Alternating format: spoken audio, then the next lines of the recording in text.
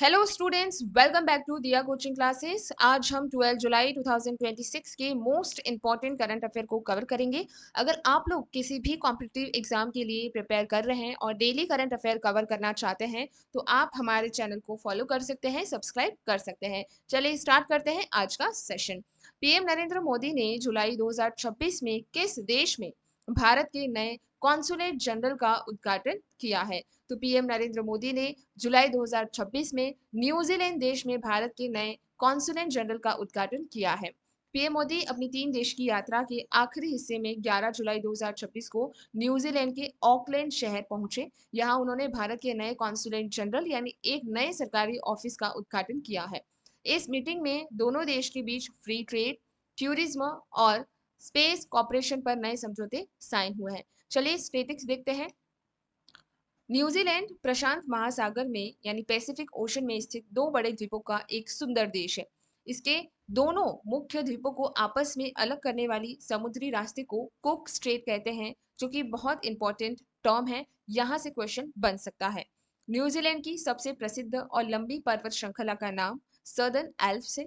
Embassy क्या है? Embassy हमेशा किसी देश की राजधानी में होती है और यह बड़े राजनीतिक काम संभालती है। वहीं जो कॉन्सुलेट जनरल होगा वो राजधानी के अलावा दूसरे बड़े शहरों में व्यापार और नागरिकों की मदद के लिए बनता है। न्यूजीलैंड की प्रशासनिक राजधानी का नाम वेलिंगटन है। ठीक है। ऑकलैंड इस देश का सबसे बड़ा शहर और सबसे प्रमुख बिजनेस सेंटर माना जाता है। न्यूजीलैंड के मूल निवासी को वहां की भाषा में माओरी कहा जाता है। ये टर्म क्वेश्चन में पूछा जा सकता है आपके एग्जाम में। भारत और न्यूजीलैंड के बीच सरकारी संबंधों की शुरुआत जो है वो ईयर 1952 में हुई थी और क्रिकेट का मशहूर जो क्रिस्ट चर्च मैदान है वो भी न्यूजीलैंड देश में स्थित है। नेक्स्ट क्वेश्चन, केंद्र सरकार द्वारा किसानों के लिए शुरू किए गए एग्री स्टेक का मुख्य उद्देश्य क्या है? केंद्र सरकार द्वारा किसानों के लिए शुरू किए गए एग्री स्टेक का मुख्य उद्देश्य digital public infrastructure for agriculture है। Option B correct. आर्थिक मामलों की कैबिनेट कमेटी यानी cabinet committee on economic affair ने पूरे देश के किसानों के लिए एग्री स्टेक सिस्टम को मंजूरी दे दी है।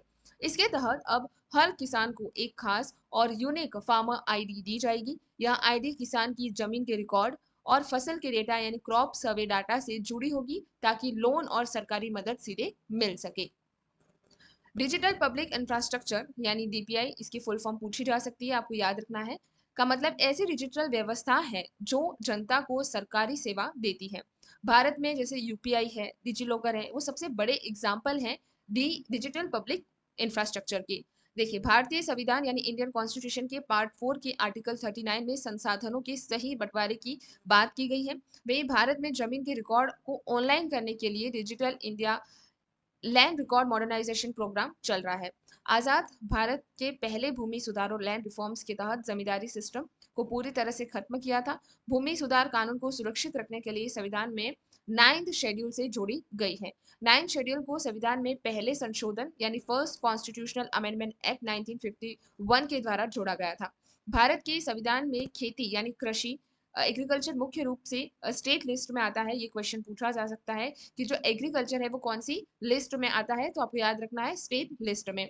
किसानों को सीधे बैंक खाते में पैसे भेजने के लिए सरकार पीएम किसान योजना चलाती है। तो आपको याद रखना है कि जो अगर सीधे तौर पर अगर सरकार को पैसे बैंक में भेजने हैं तो पीएम किसान योजना है। और ये जो डिजिटल पब्लिक इंफ्रास्ट्रक्चर एग्रीस्टेक जो है वो उसमें लोन देने की प्रक्रिया होती है। खेती और ग्रामीण विकास के लिए लोन देने वाली सबसे बड़ी सरकारी बैंक जो है वो नाबार्ड है। समुद्र का जल स्तर बढ़ने के कारण हाल ही में पूरी तरह डूबा परली वन द्वीप कहाँ स्थित है? तो समुद्र का जल स्तर बढ़ने के कारण जो परली द्वीप है वो पूरी तरह से डूब गया है और ये लक्षद्वीप में स्थित है। ऑप्शन बी करेक्ट होगा। National centre for earth science studies के नए सैटेलाइट डाटा से पता चला है कि लक्षद्वीप का परली वन द्वीप पूरी तरह से पानी में डूब गया है। इस द्वीप पर कोई आबादी नहीं रहती है और यहाँ पर्यावरण में आ रहे बदलाव यानी क्लाइमेट चेंज के कारण डूबा है। जैसे कि टेम्परेचर बनने से ग्लेशियर जो है वो पिघल रहे हैं, जिसकी वजह से क्या हो रहा है, जो समुद्र का स्थल है, जल स्तर जो है वो बिल्कुल बढ़ रहा है। इसके डूबने के बाद अब लक्षद्वीप में कुल छोटे बड़े द्वीपों की संख्या 36 से घटकर 35 हुई है। अगर आप करंट अफेयर फॉलो करते हैं तो आपको पता रहेगा कि अब लक्षद्वीप की जो द्वीप है वो 35 हो गए हैं, जो नहीं करता है वो तो 36 ही टिक करके आएगा, है ना। तो आपको करंट अफेयर इसलिए पढ़ना जरूरी है। अब इसके स्टैटिस्टिक्स के बारे में देखते हैं। लक्षद्वीप और अरब सागर जो है में स्थित भारत का सबसे छोटा केंद्रीय शासित प्रदेश है। लक्षद्वीप कहाँ स्थित है? अरेबियन सी में, ठीक है। और ये हमारे भारत का सबसे छोटी यूनियन टेरिटरी है।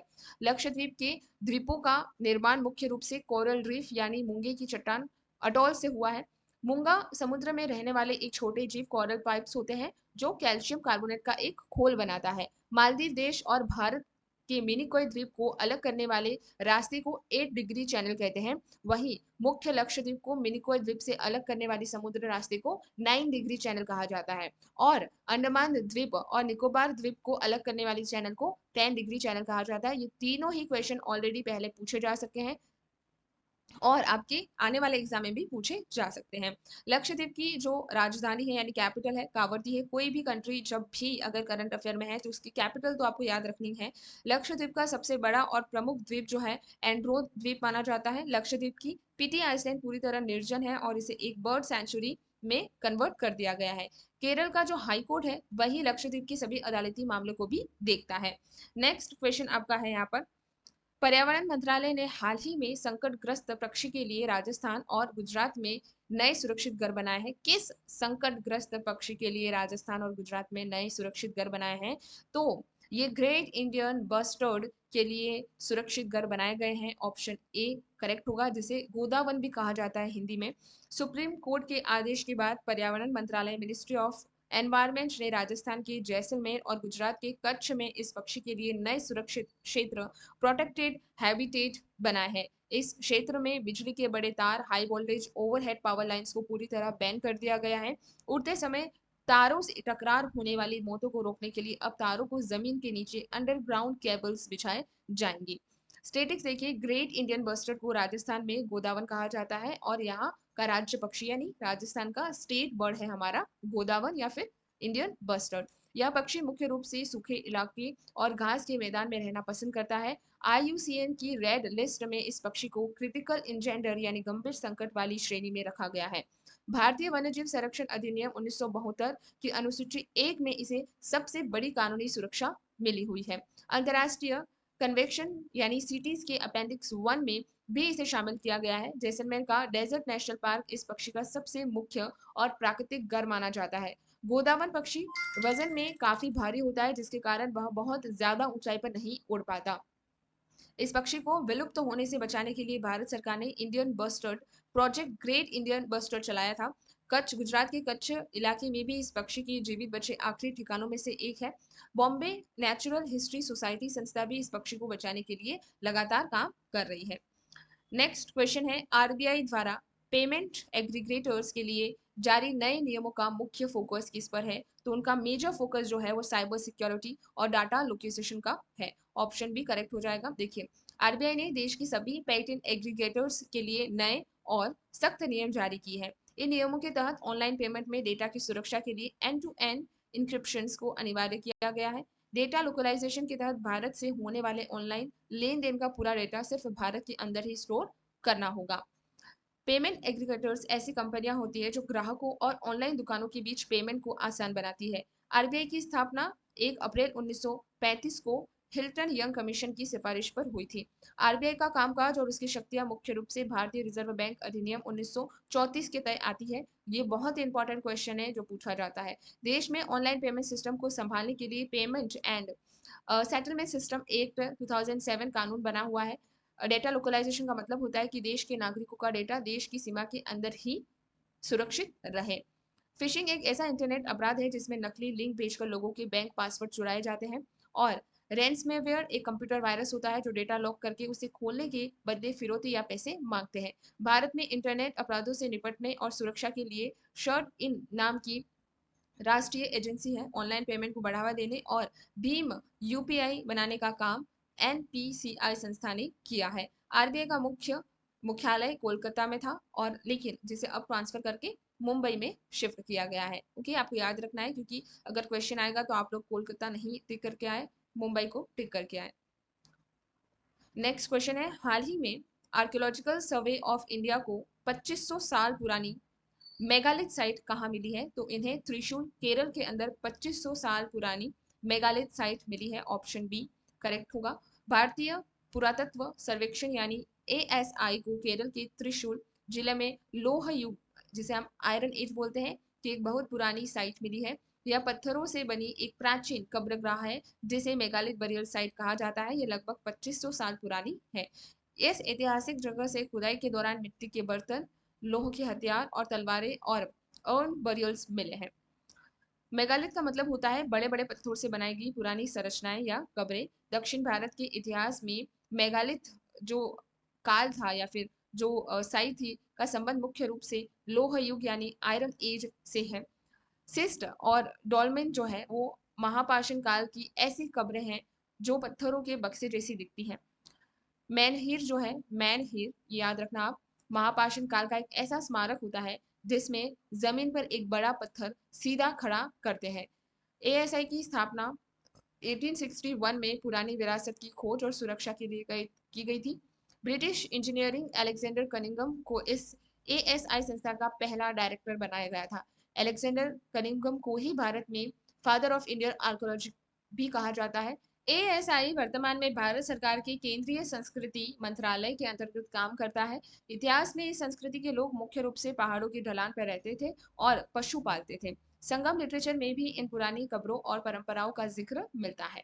नेक्स्ट क्वेश्चन, भारतीय संविधान का अनुच्छेद 356 निम्नलिखित में से किससे संबंधित है? तो ये प्रेसिडेंट रूल से संबंधित है। ऑप्शन बी आपका सही होगा।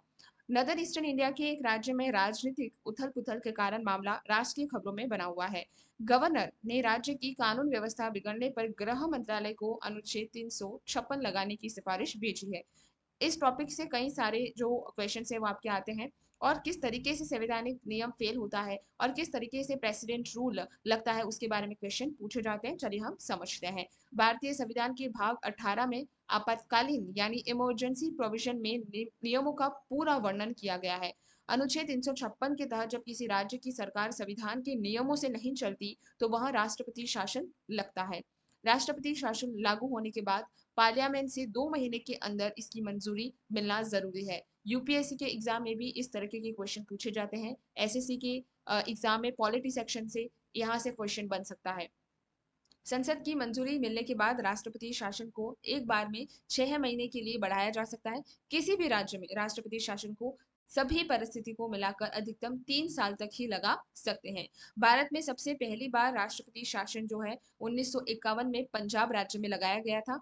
अनुच्छेद 352 का संबंध जो है वो राष्ट्रीय आपातकाल यानी नेशनल इमरजेंसी से है, जो युद्ध या फिर बाहरी आक्रमण के समय लगाया जाता है। अनुच्छेद 360 का संबंध वित्तीय आपातकाल फाइनेंशियल इमरजेंसी से है, जो कि आज तक भारत में नहीं लगी है। यह 1994 का प्रसिद्ध S Bommai case supreme court का वह फैसला है जो राष्ट्रपति शासन के गलत इस्तेमाल को रोकता है। इस फैसले में कोर्ट ने कहा कि राष्ट्रपति शासन लगाने के फैसले की अदालत द्वारा कानूनी जांच की जा सकती है। ओके, जुडिशियल रिव्यू किया जा सकता है। नेक्स्ट क्वेश्चन है, पश्चिमी घाट में खोजी गई ओब्रेनियो केरालेंसिस किसकी एक नई वैरायटी या प्रजाति है? तो ये ऑर्चिड जो है उसकी एक नई प्रजाति है। ऑप्शन बी करेक्ट होगा। बॉटेनिक गार्डन के वैज्ञानिक ने पश्चिमी घाट के साइलेंट वैली के क्षेत्र में एक नई खोज की है। यह वैज्ञानिकों को ऑर्चिड पौधे की एक बहुत ही दुर्लभ और नई वैरायटी मिली है जिसका नाम ओब्रोइनिया कैलानेंसिस है। यह पौधा एक एफिफाइट है जो बिना मिट्टी के केवल दूसरे पेड़ों के सहारे हवा और पानी से अपना जीवन चलाता है। भारत में वेस्टर्न घाट को यूनेस्को द्वारा वर्ल्ड हेरिटेज साइट का दर्जा मिला है। पश्चिमी घाट को भारत की क्षयित्री पर्वत श्रृंखला के नाम से भी जाना जाता है जो तापी नदी से कन्याकुमारी तक फैली है। एंडेमिक स्पीसीज उन जीवों या पौधों को कहते हैं जो दुनिया में केवल एक ही निश्चित जगह पर पाए जाते हैं। पश्चिमी घाट दुनिया की सबसे प्रमुख और संवेदनशील जैव विविधता यानी बायोडायवर्सिटी हॉटस्पॉट्स में गिना जाता है। Silent valley national park Kerala राज्य के पलक्कड़ जिले में स्थित है जो अपनी घनी हरियाली के लिए प्रसिद्ध है। एपिटाइट पौधे दूसरे पेड़ों पर केवल रहने की जगह के लिए निर्भर होते हैं, ये उनसे अपना भोजन नहीं चुराते हैं। पश्चिमी घाट को बचाने के लिए भारत सरकार ने गडगिल कमेटी और कस्तूरिरंगन कमेटी का गठन किया था। पश्चिमी घाट भारत के मानसून को रोकने में बड़ी भूमिका निभाता है, जिससे इसके पश्चिमी ढलान पर भारी बारिश होती है। जैव विविधता हॉटस्पॉट घोषित होने के लिए उस क्षेत्र की कम से कम 70% प्राकृतिक वनस्पति नष्ट हो चुकी होनी चाहिए, यानी नष्ट हो चुकी होनी चाहिए। और अनईमुड़ी चोटी पश्चिमी घाट और पूरे दक्षिण भारत की सबसे ऊंची पर्वत चोटी है, जिसकी ऊंचाई 2695 मीटर है। नेक्स्ट क्वेश्चन है, आईएमएफ ने फाइनेंशियल ट्रांजिशन प्लान में शामिल होने का भारत के लिए क्या मुख्य फायदा है? तो आईएमएफ के फाइनेंशियल ट्रांजेक्शन प्लान में शामिल होने का भारत को भारतीय रुपये का इंटरनेशनल लोन के लिए इस्तेमाल, ये इसका मुख्य फायदा है। Use of Indian rupee for international loan, option B. देखिए, इंटरनेशनल मॉनेटरी फंड आईएमएफ ने भारत के मजबूत विदेशी मुद्रा भंडार को देखते हुए उसे एक फाइनेंशियल ट्रांजेक्शन प्लान में चुना है। इस चुनाव के बाद अब आईएमएफ दुनिया की आर्थिक रूप से कमजोर देशों को लोन देने के लिए भारत के रुपये का उपयोग कर सकेगा। यह कदम दुनिया के सामने भारतीय रुपये को एक मजबूत और इंटरनेशनल करेंसी के रूप में पेश करना है। आईएमएफ की स्थापना 1944 में ब्रिटेन वुड्स सम्मेलन समझौते के बाद हुई थी। आईएमएफ की खुद की एक विशेष वर्चुअल करेंसी होती है, जिसे स्पेशल ड्राइंग राइट्स या पेपर गोल्ड कहा जाता है। आईएमएफ की एक एसडीआर बास्केट में दुनिया के केवल 5 सबसे मजबूत करेंसी शामिल हैं। कौन से हैं? यूएस डॉलर, यूरो, चीनी रेम्बिनी, जापानी येन और ब्रिटिश पाउंड्स शामिल है। भारत का विदेशी मुद्रा भंडार यानी फॉरेन एक्सचेंज रिजर्व मुख्य रूप से 4 चीजों को मिलाकर बनता है। इन 4 चीजों में एफसीए यानी विदेशी मुद्रा, सोना यानी गोल्ड, देन आफ्टर आईएमएफ के पास रिजर्व ट्रेंच जो है और एसडीआर शामिल होते हैं। भारत में विदेशी मुद्रा भंडार को सुरक्षित रखने और उन्हें मैनेज करने के लिए रिजर्व बैंक ऑफ इंडिया जो है जिम्मेदार होता है। भारत में विदेशी मुद्रा के लेन देन को रेगुलेट करने के लिए फेमा यानी फॉरेन एक्सचेंज मैनेजमेंट एक्ट कानून 1999 में लागू हुआ। आईएमएफ का मुख्य काम दुनिया के उन देशों की मदद करना है जिनका भुगतान संतुलन यानी बैलेंस ऑफ पेमेंट संकट में आ जाता है। आईएमएफ की वर्तमान मैनेजिंग डायरेक्टर यानी प्रमुख का नाम है क्रिस्टिना जॉर्जिवा। लास्ट क्वेश्चन आज का हमारा, जो कि बहुत इंपॉर्टेंट है, भारत में पहले इंसानों वाली डीपीसी मिशन के लिए बनाए गए सबमर्सिबल वाहन का नाम क्या है? तो इसका नाम मत्स्य 6000 है, ऑप्शन बी करेक्ट होगा। मिनिस्ट्री ऑफ अर्थ साइंस ने चेन्नई के समुद्र तट पर भारत के पहले इंसानों वाले सबमर्सिबल मत्स्य 6000 का सफल टेस्ट किया। इस सबमर्सिबल गाड़ी का मुख्य उद्देश्य 3 इंसानों को समुद्र के अंदर 6000 मीटर की भारी गहराई तक सुरक्षित ले जाना है। गहरे समुद्र में जाकर यह मिशन कीमती मेटल जैसे पॉलीमेटेलिक नोड्यूल्स की खोज और रिसर्च का काम करेंगे। स्टेटिक्स देख लेते हैं। भारत के इस पूरे गहरे समुद्री खोजी अभियान को आधिकारिक रूप से डीप ओशन मिशन कहा जाता है। समुद्र की गहराई में पाए जाने वाले पॉलीमेटेलिक नोड्यूल्स आलू के आकार की छोटी चट्टानें होती है। इन नोड्यूल्स में मुख्य रूप से निकल, कोबाल्ट, कॉपर, मैग्नीज जैसी कीमती धातुएं पाई जाती हैं। मत्स्य 6000 सबमर्सिबल को चेन्नई में स्थित national institute of ocean technology द्वारा बनाया गया है। सबमर्सिबल और सबमरीन जो है ये में यह अंतर होता है कि सबमर्सिबल को समुद्र में चलाने के लिए एक मुख्य जहाज यानी मदरशिप के सहारे की जरूरत होती है।